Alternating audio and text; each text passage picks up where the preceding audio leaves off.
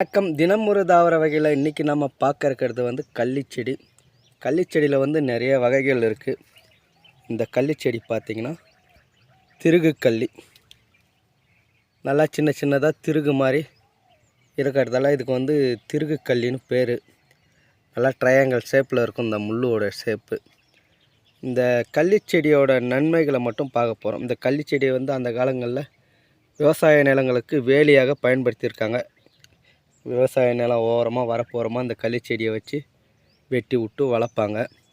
அதுக்கப்புறம் இந்த கள்ளிச்செடியோட பால் வந்து கால்நடைகளான ஆடு மாடுகளுக்கு எலும்பு முறிவு ஏற்பட்டுச்சுன்னா அந்த எலும்பு கூடுறதுக்கு வந்து இந்த கள்ளிச்செடி பாலை பயன்படுத்துவாங்க. கள்ளிச்செடி பாலை துணியில் நனைச்சி கட்டு போடுவாங்க. அதன் மூலம் அது சீக்கிரம் இரத்த கட்டெல்லாம் விலகி எலும்பு கூடி வளரும் தன்மை கொண்டதாக இருக்கும். வளரும் தன்மையை உருவாக்கும் அப்படின்னு அந்த காலங்களில் பயன்படுத்தியிருக்காங்க. நான் இப்போ வந்து பூவோடு பார்க்குறேன். ஏன்னா நான் வெய்ய காலங்களில் வந்திருக்கேன். பூ இல்லாமல் இருக்கும். இந்த பூ காய்க்காதானா அப்படியே பூ பூத்து மலர்ந்து அப்படியே உளுர்ந்துடும். வீடியோ பிடிச்சிருந்தால் லைக் பண்ணுங்கள், ஷேர் பண்ணுங்கள், சப்ஸ்கிரைப் பண்ணுங்கள். நன்றி, வணக்கம்.